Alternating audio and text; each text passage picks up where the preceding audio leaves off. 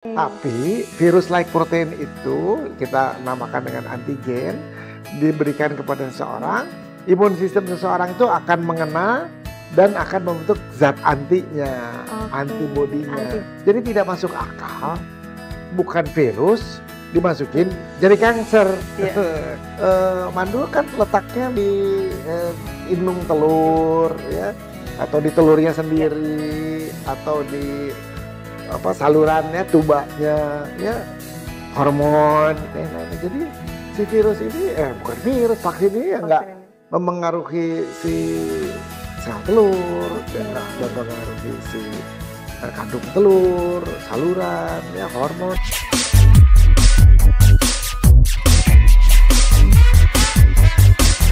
Prof. Hengki, apa kabar, Prof? Alhamdulillah baik. Wah, ini Kita sebuah juga baik ya. Alhamdulillah sehat. Ini sebuah kehormatan sekali nih, Prof. Hengki sudah kesekian kalinya mampir ke Kementerian Kesehatan Podcast ya.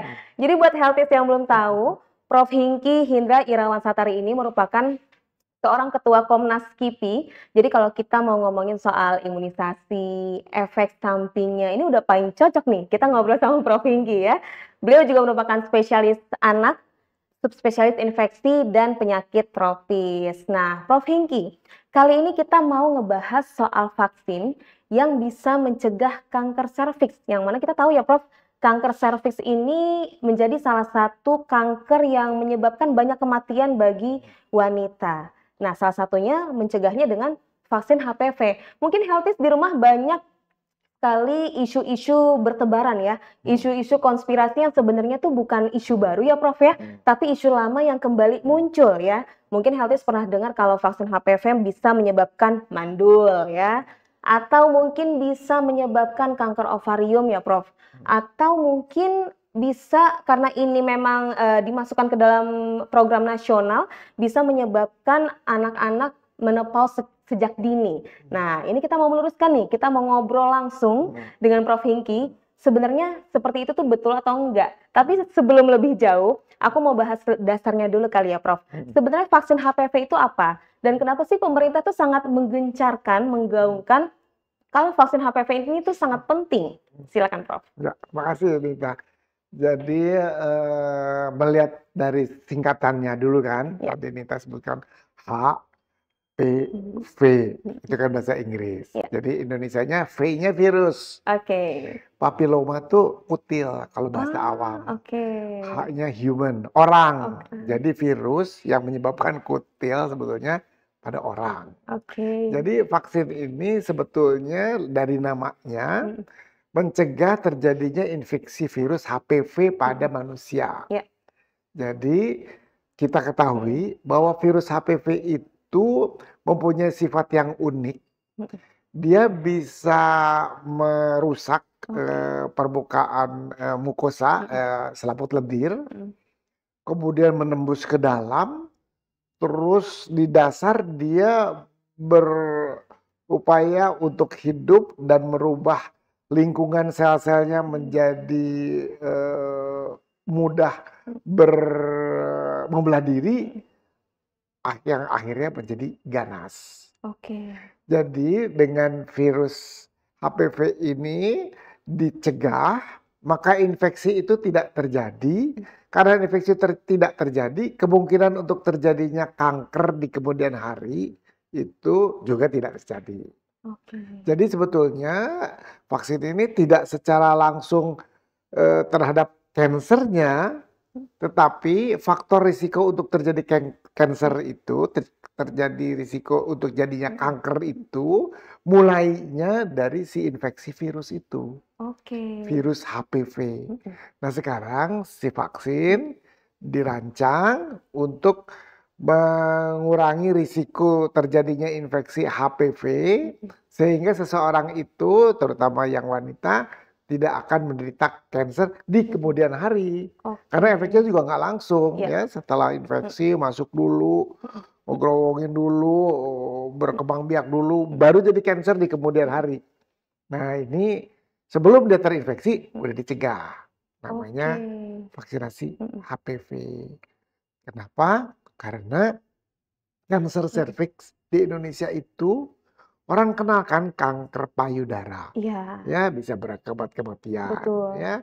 Kemudian jadi ada inisiasi pemeriksaan dini, ya ada screening dan nah ini Sadari, betul Sadanis. sadari ya kan pada ibu-ibu. Nah, kanker yang nomor 2 di Indonesia bahkan mungkin di dunia itu adalah kanker serviks. Oke. Serviks itu leher Ya, rahim.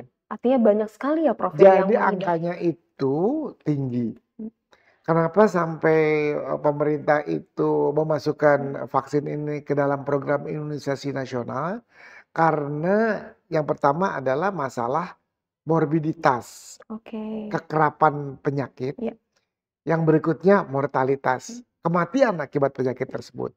Nah, dari angka-angka yang ada di negara kita, setelah kanker payudara yang bisa menyebabkan kematian, kita tahu, nah yang bisa menyebabkan kematian juga kanker leher rahim, bahasa Latinnya serviks, Oke. kanker Ya. serviks. Nah, kanker serviks itu akan kita cegah dengan cara tidak langsung.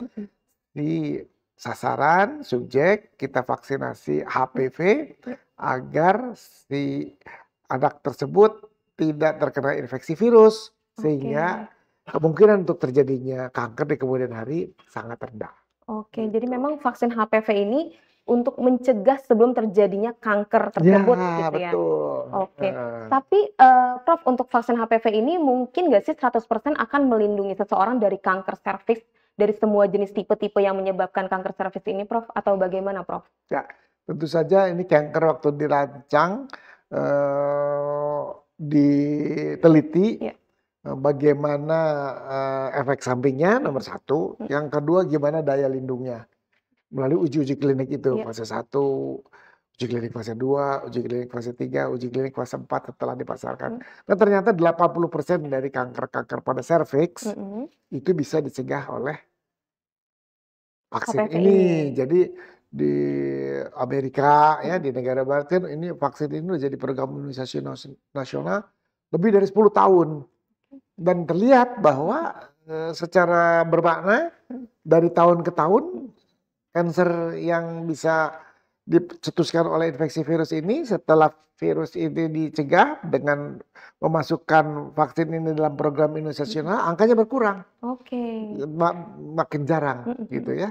Oke, jadi sudah terbukti ampuh ya Prof ya? Sudah Ya. ada buktinya, sudah ada Iya. publikasinya, mudah diakses Iya. ya Mhm. dari sekarang dengan Mbah Google, dengan Mhm. Mbak Yahoo itu Oke. gampang ya, bahwa memang vaksin ini sangat bermanfaat Mhm. dan, terbukti, dalam hasil pengamatan, Mhm. jangka panjang Iya. udah Mhm. itu penelitian yang terakhir 2016 itu Iya. 10 tahun. Oke. Jadi 2016 sampai Mhm.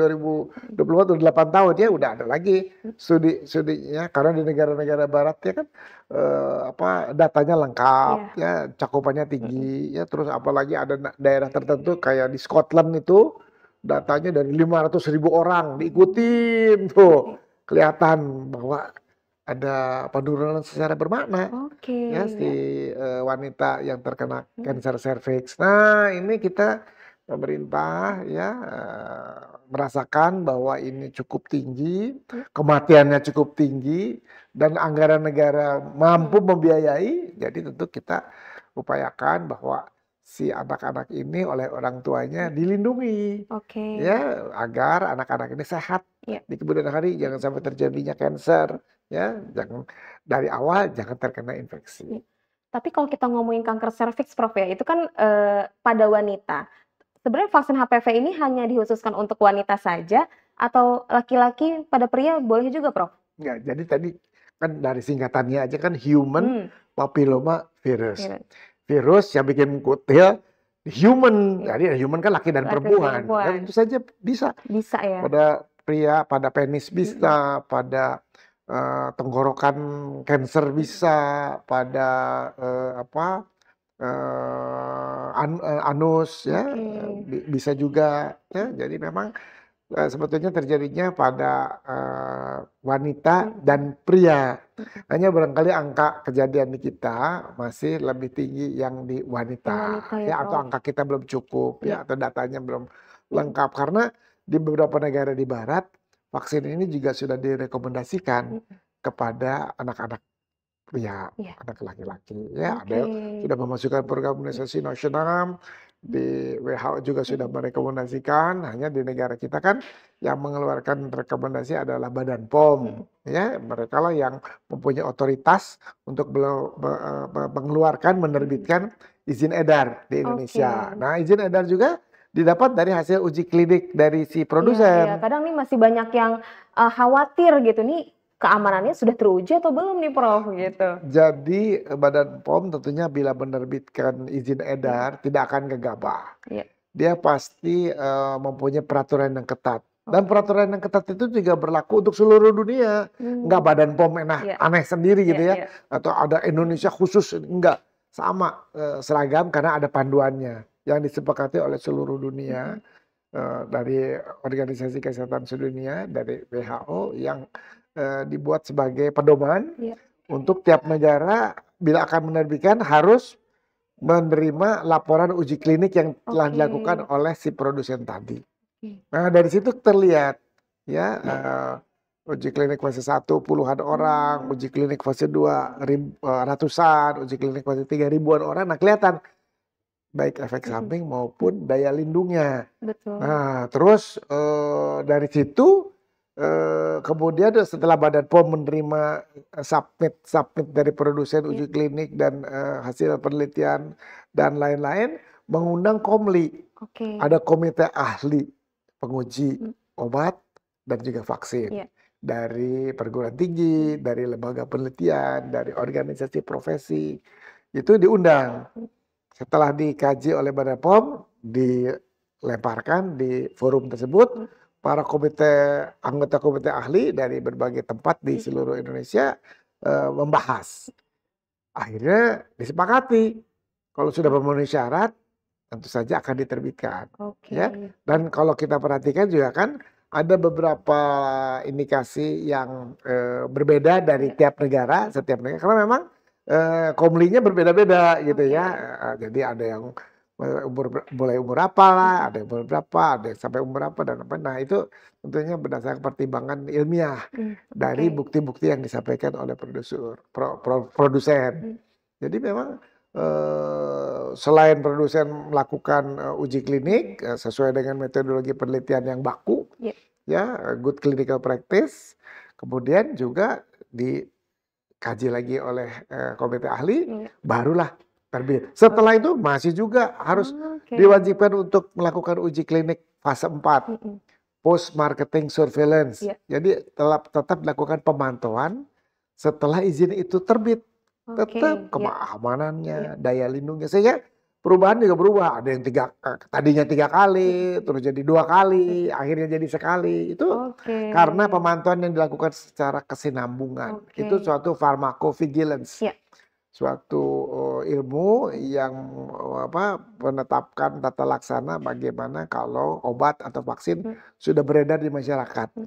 Harus dideteksi signalnya, lakukan surveillance yang baik, sehingga ada perubahan secara berkala atau pengamatan berkesinambungan untuk memastikan bahwa itu vaksin itu aman. Oke, luar biasa ya, berarti proses itu cukup panjang, sangat panjang bahkan ya, tidak sembarang. Nggak ada selesainya, terus aja. Iya, dari ada. pra hingga pasca diberikan pun juga ada pemantauan yang dilakukan gitu, sehingga memang sudah jelas ini memang aman dan tidak sembarang diberikan gitu ya Prof ya. Oke, tapi masih banyak tuh Prof di luar sana yang beredar anggapan hati-hati bikin mandul gitu, atau hati-hati tuh malah bikin kanker ovarium gitu, atau bahkan yang nanti malah menopause sejak dini gitu. Itu gimana tanggapan Prof Hingki terkait statement tersebut? Yang tadi saya sebutkan kan, ada post marketing surveillance, jadi selama 10 tahun itu dilihatlah. Yang pertama kita kembali dulu ke platform. Jadi si basicnya, si komponen apa si vaksin ini. Vaksin ini komponennya adalah virus-like protein. Jadi yang dijadikan vaksin itu bukan virusnya. Virus kan makhluk hidup ya, tapi dia harus ada inangnya sehingga dia bisa berkembang biak, membelah diri, proteinnya. Nah, yang dimurnikan itu proteinnya.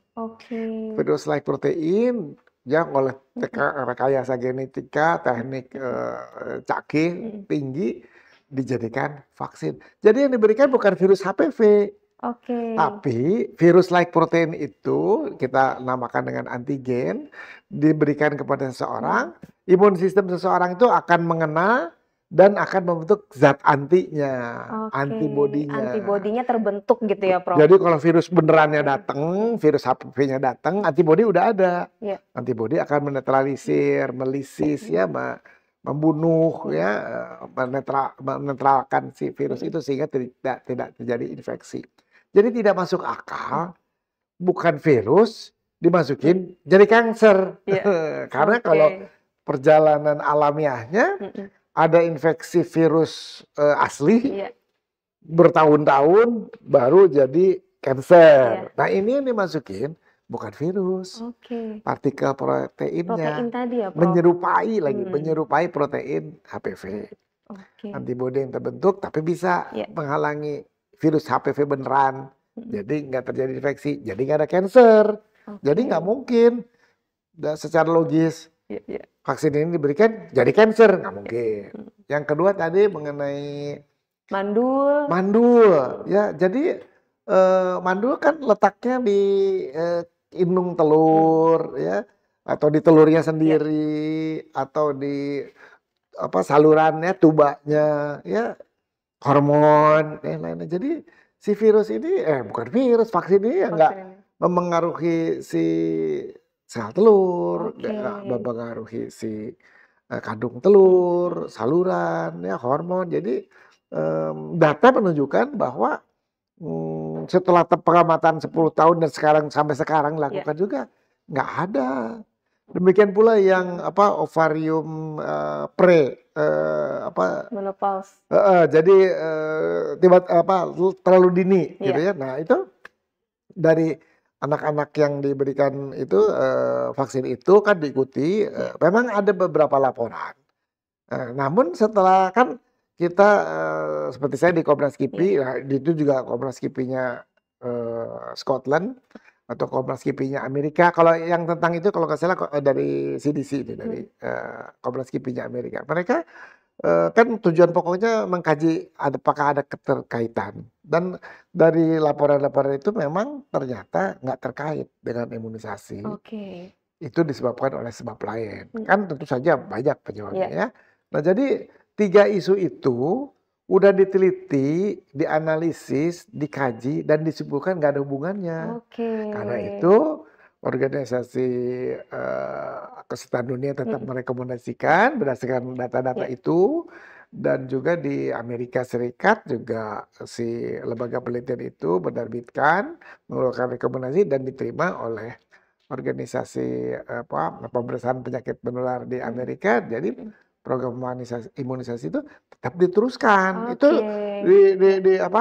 dibantahnya bukan hanya dengan omong aja, tapi dengan data, dengan penelitian, ya, berdasarkan yang terdapat di lapangan, ya, bukan katanya gitu ya, tapi semua dan dipublikasi, bisa diakses. Nah, itu dia ya, Healthies. Jadi terkait mandul, terkait kanker ovarium tadi, atau menopause terlalu dini, itu nggak ada kaitannya dengan vaksin HPV ini, gitu. Nah, tapi ada juga yang bilang, Prof, vaksin HPV ini mengandung merkuri. Nah, betul nggak tuh, Prof? Tadi sudah dijelaskan kalau ini mengandung light protein ya, Prof. Nah, ini ada yang bilang mengandung merkuri yang membahayakan. Itu betul nggak, Prof? Merkuri, yang pasti merkuri berbeda dengan protein kan ya? Jadi merkuri itu biasanya dipakai untuk virus yang hidup, untuk menghindari kontaminasi oleh bakteri atau oleh benda asing. Nah, ini kan bukan bakteri, bukan virus. Jadi nggak diperlukan merkuri untuk proses sampai terbentuknya vaksin ini. Jadi nggak sama sekali nggak mengandung merkuri. Kan dulu tuh dikaitkan ya 10 atau 20 tahun yang lalu dengan vaksin gondong campak Jerman karena mengandung timerosal itu. Terus setelah timerosal yang pun dihilangkan ya tetap aja sama, nggak ada pengaruhnya. Jadi memang merkuri itu kita temui di alam sehari-hari, namun ada batasnya yang aman. Dan untuk vaksin HPV ini tidak mengandung merkuri, nggak ada kandungannya, nggak ada. Oke, nah Healthies, jadi sepanjang jalan kenangan, bukan kenangan, sepanjang dilakukan diberikannya vaksin HPV ini akan terus dilakukan pemantauan ya Prof ya? Semua vaksin, bukan Semua HPV, vaksin, tidak hanya iya, HPV aja, jadi iya. jangan khawatir ya, karena memang ini sudah dijaminlah keamanannya dan sudah teruji klinis. Tadi Prof Hingki sudah bercerita melalui berbagai macam fase dari fase 1 sampai fase 4, itu cukup panjang sampai akhirnya diberikan pun juga tetap diberikan, dilakukan pemantauan-pemantauan terhadap efek yang mungkin bisa bisa terkena sama orang yang memang mendapatkan vaksin HPV ini. Nah, Prof, kalau kita jadi penasaran, vaksin HPV ini untuk semua umurkah atau diberikannya bagaimana, Prof? Jadi tadi saya telah sampaikan bahwa sekarang ya di Indonesia kita rekomendasikan buat anak wanita. Oke. Kemudian infeksi virus itu di antara penularannya oleh hubungan seksual. Oke. Ya, jadi kapan tuh si anak wanita mengadakan seksual? Tentunya setelah puberti kan. Ya kan kalau enggak dia tidak bisa dibuahi kan. Nah, jadi pada usia-usia tersebut anak itu rawan. Ya. Nah, kemudian yang kedua juga pada waktu puberti itu masa-masa antara dari anak mau menjadi remaja ke arah dewasa itu juga perubahan hormonal dan lain sebagainya itu yang paling baik untuk si tubuh membentuk antibodi terhadap HPV itu. Maka dianjurkannya pada pemberian umur 10 atau 11 atau 12 ya. Berarti di usia SD kali ya, Prof? SD, Kalau SMP? pemerintah kita sekarang memberikannya kelas 5 ya, paling nggak di atas 10 tahun ya. Jadi dengan demikian daya lindung yang diperoleh, daya lindung yang optimal karena diberikan pada saat yang optimal, diberikan saat dia belum mempunyai risiko untuk terkena infeksi ya. Kan kalau di daerah-daerah ya ada yang menikah umur 16 ya, ada pernikahan dini 14 ya. Tapi kalau di kita kan enggak ya. Tapi memang yang terbaik adalah sebelum dia mempunyai kemungkinan untuk mempunyai anak, jadi di situ kita. Oh, makanya pemerintah itu lebih memprioritaskan anak dan remaja yang memang belum menikah. Seperti itu. Tapi andai kata Prof, bagi wanita yang sudah menikah, dalam arti kan berarti sudah melakukan hubungan badan seperti itu, apakah ketika diberikan vaksin HPV ini masih ada manfaatnya atau masih efektif? Bagaimana Prof? Jadi kan kita juga mengenal kata pencegahan lebih mudah, lebih murah daripada mengobati, dan pencegahan itu tidak ada kata terlambat. Ya, jadi artinya wah ini udah 20 tahun atau udah 25 tahun atau udah 35 tahun. Nah, tentu saja pada usia-usia telah menikah atau telah melakukan hubungan itu risiko untuk infeksi itu ada. Jadi idealnya atau anjurannya di pap smear terlebih dahulu bebas baru divaksin. Namun kalau nggak mau diperiksa juga nggak apa-apa, divaksin aja, nggak ada istilah terlambat. Ya sampai umur 45. Kenapa sampai umur 45? Kalau udah 45 kan udah nggak ada risiko lagi ya, atau turunlah risikonya. Tapi boleh aja kapan-kapan, terutama kepada yang mempunyai riwayat keluarga yang cancer ya, karena cancer itu genetik. Jadi rentan di keluarga, di silsilah itu ada riwayat keluarga yang cancer, dan cancernya di tiap keluarga juga bisa beda-beda. Nah, jadi untuk itu direkomendasikan saja dianjurkan untuk diberikan vaksin itu. Kalau misalnya udah keburu menikah, nggak ada istilah terlambat. Kalau nggak bersedia pap smear dulu, langsung vaksin.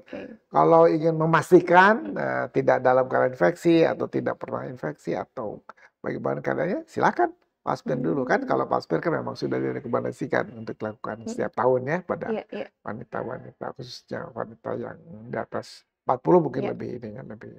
Jadi nggak ada salahnya ya Prof bagi wanita yang sudah menikah ketika dia ingin menyuntikkan vaksin HPV tersebut gitu. Nggak ada salahnya dan tidak ada bahayanya. Tidak ada bahayanya. Dan dianjurkan. Pokoknya tidak ada istilah terlambat. Iya. Tapi ketika sudah mendapatkan vaksin HPV itu masih diperlukan lagi pap smear atau IVA test gitu nggak sih Prof? Tetap aja. Tetap harus ya Prof. Kan, vaksin kan buatan manusia, tentunya tidak 100%. Ya, jadi tidak sempurna tentunya ya, tentu saja ada perlindungannya tapi tidak tinggi, tapi tetap aja ada kemungkinan ya, karena untuk sampai terjadinya kanker, terjadinya infeksi kan ada gangguan keseimbangan antara host, agent, sama environment, antara daya tahan tubuh seseorang. Kemudian ya si virusnya, ya yang berikutnya lingkungannya gimana. Nah, kalau ada gangguan keseimbangan itu terjadi, ya jadi kalau dalam keadaan baik, perlindungan mungkin menyeluruh. Tapi adalah yang juga. Nah, untuk itu kita perlukan tambahan pagar ya, untuk memantau apakah meskipun telah diberikan, apakah dia juga tetap terinfeksi atau bisa jadi kanker. Tapi mungkin supaya lebih dini, lebih cepat diobati, sehingga kankernya tidak terjadi. Wah, ini bagi orang tua yang masih punya anak dengan usia di kelas 5 atau 6 SD atau 9 SMP, nah itu berarti masuk ke bulan nasional ya, BIAS tadi ya, untuk mendapatkan vaksin HPV itu. Jadi jangan takut para orang tua ya untuk memberikan gitu. Jadi luar biasa sekali. Prof, kalau kita ngomongin imunisasi HPV ini kan memang untuk melindungi seseorang dari terkena kanker leher rahim.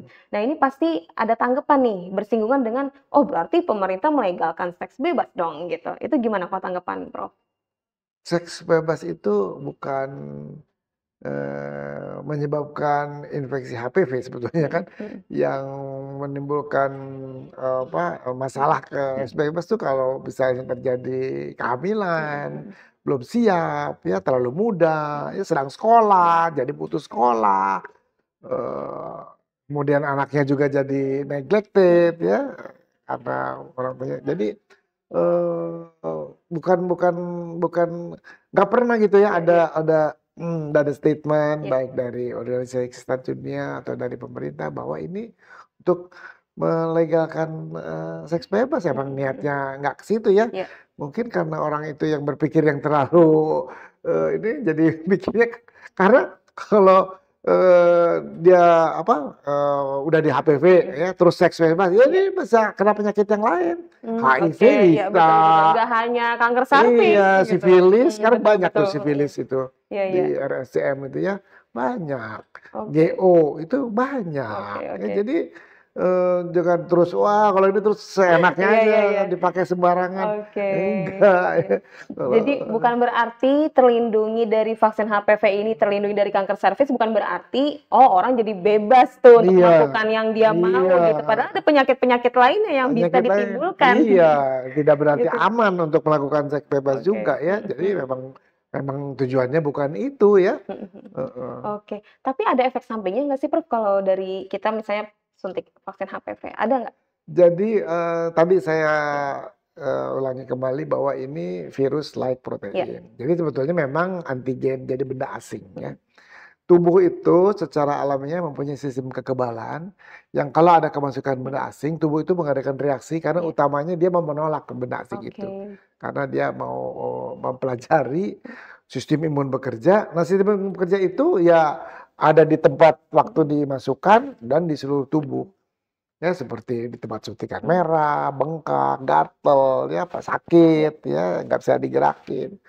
Kalau efek penyeluruhnya demam, ya nggak bisa tidur misalnya ya, atau mual, atau lemes, ya. Nah itu merupakan reaksi wajar karena ada sesuatu benda asing masuk, tubuh bereaksi. Tapi kan setiap orang reaksinya beda-beda. Kayak kita makan asam jadi asam, kita makan sambal pedas ya. Tapi saya mungkin makan cabai rawit itu ujungnya aja udah saya kebakaran. Kalau Nita makan sambal 1 sendok malah jadi lebih lahap ya kan.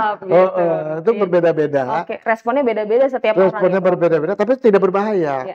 Dan tentunya dari uji klinik yang dilakukan, kalau efek sampingnya tinggi, nggak bakal maju ke uji klinik fase berikutnya. Vaksinnya nggak bakal laku. Betul. Iya dong, orang juga takut ya pasti. kalau dia sampai ke uji klinik fase 3 dan akhirnya diterbitkan, itu pasti sudah dipelajari proporsi daripada kejadian ikutan fase imunisasi yang pasti dapat terjadi pada setiap vaksin, bukan HPV aja ya. Jadi tiap vaksin pasti ada KIPI-nya, cuman proporsinya rendah, ya.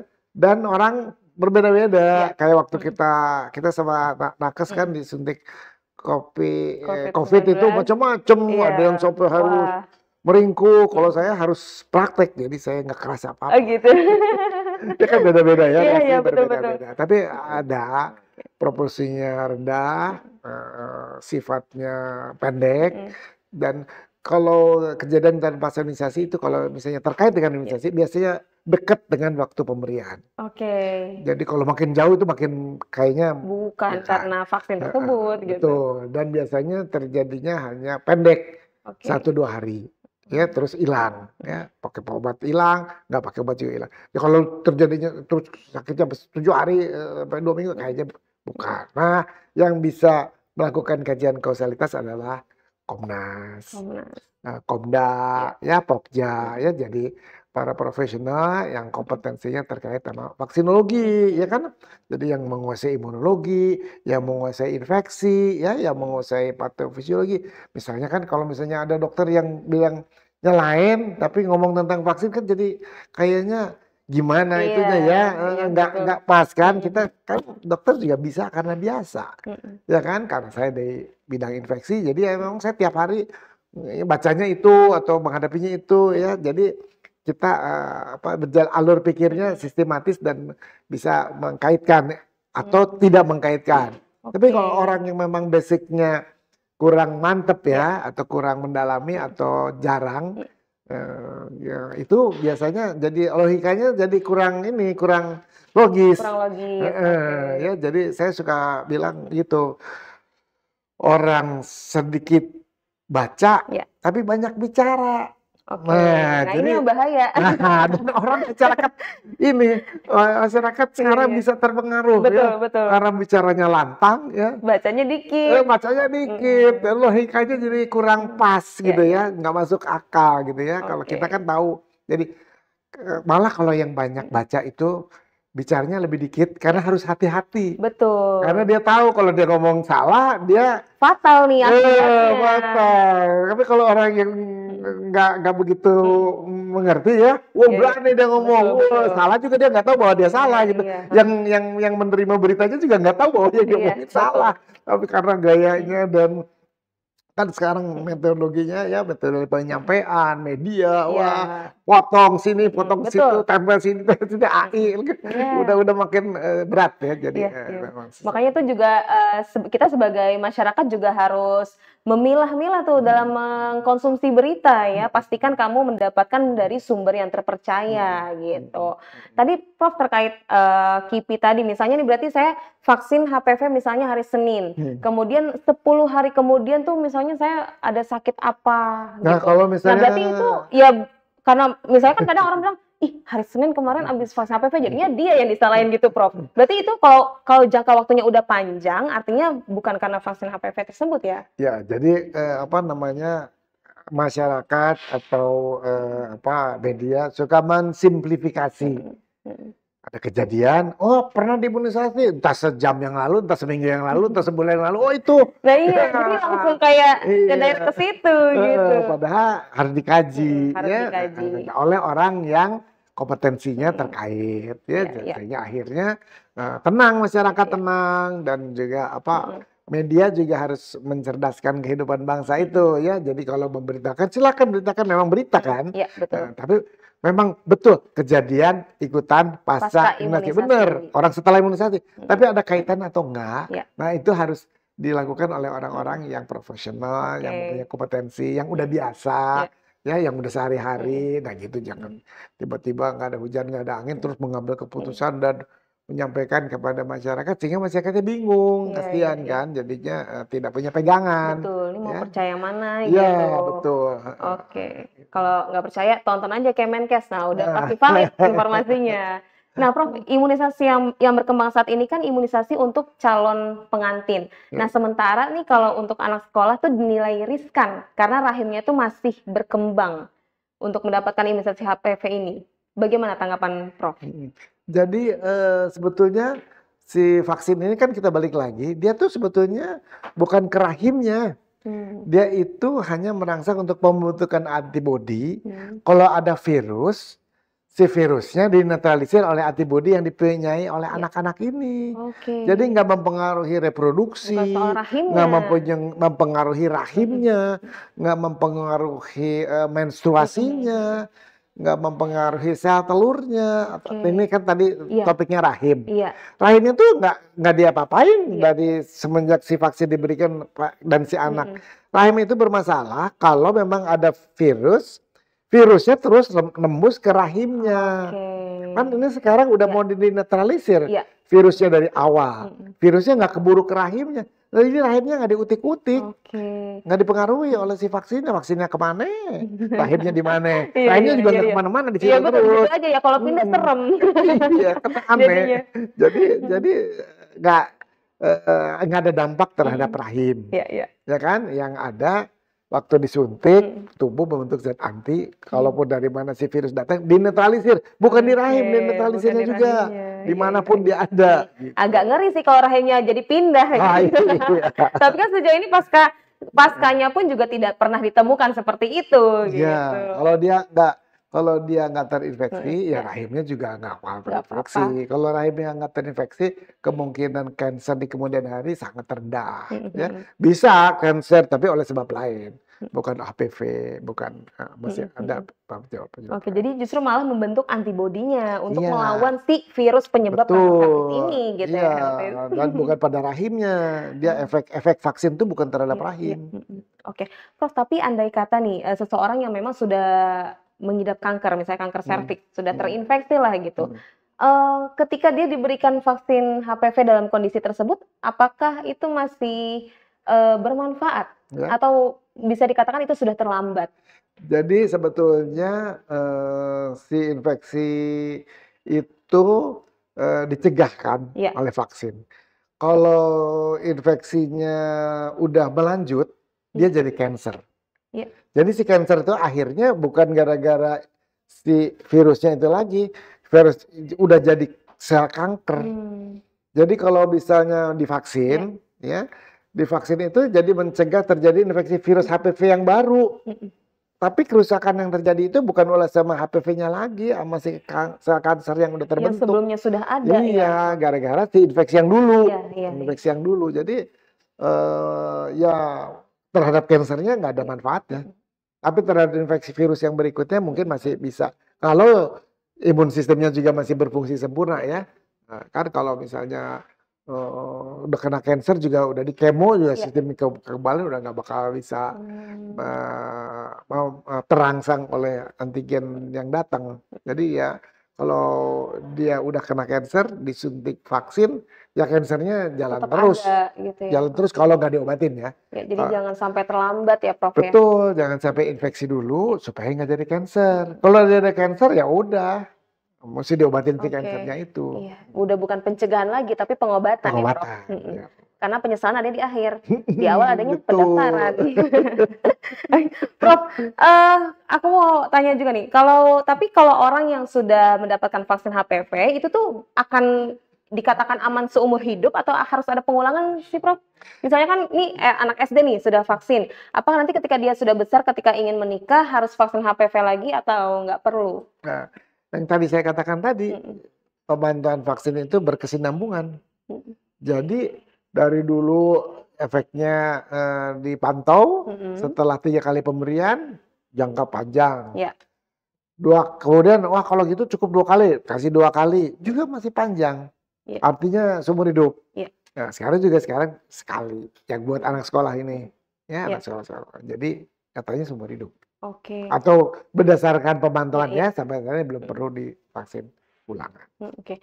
Karena kan kalau program pemerintah kan itu masuk ke program nasional ya, di Ya, BIAS itu ya, di ya, ya, di kelas 5 atau 6 SD ya, atau ya, di kelas 9 SMP. iya. Bagi yang ya mungkin udah paruh baya ya sekitar umur 20 atau lagi kuliah gitu. Itu berarti nggak apa-apa ya, Prof? Maksudnya vaksin mandiri aja gitu? Iya, jadi karena itu tidak masuk program Mhm, imunisasi mhm. nasional, jadi harus dilakukan secara mandiri Iya, dan boleh diberikan kapan saja dalam keadaan sehat ya, tentunya.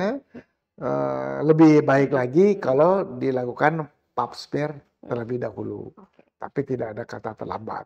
oke, Silakan oke. menghubungi, dokter dokter setempat Terkait ya, ya, dokter oke. Jadi jangan sampai terlambat.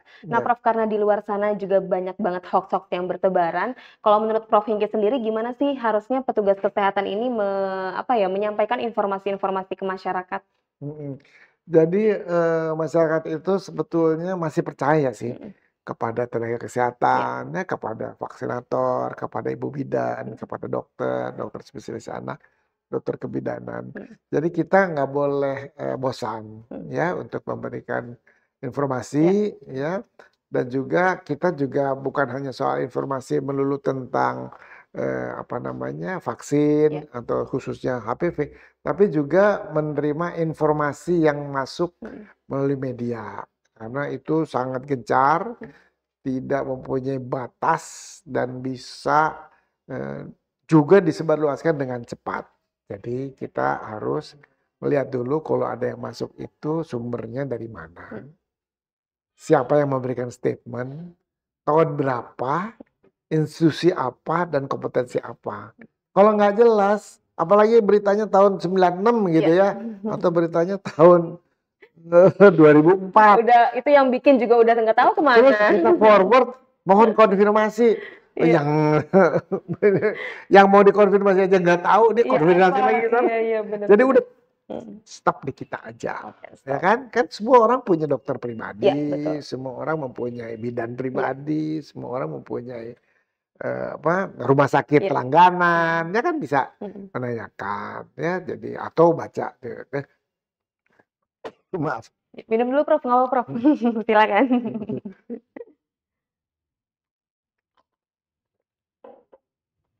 Atau kalau melihat podcast atau melihat media ya Mhm, di, TV, dilihat ini siapa, ya kan, latar belakangnya iya, apa, ya kan, event-nya apa, ya. Jadi kan kita bisa menimbang-nimbang mhm, nih, kalau ini memang, yang mhm, terkait ya, iyalah mhm, event-nya juga event iya, kesehatan, event event ilmiah gitu ya.